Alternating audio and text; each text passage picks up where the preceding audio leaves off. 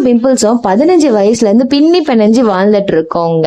என்கிட்ட பிம்பிள்ஸை யாராலையும் பிரிக்கவே முடியாது. நீங்களே உங்க மனசை சமாதானப்படுத்திட்டு வாழ ஆரம்பிச்சிட்டீங்களா?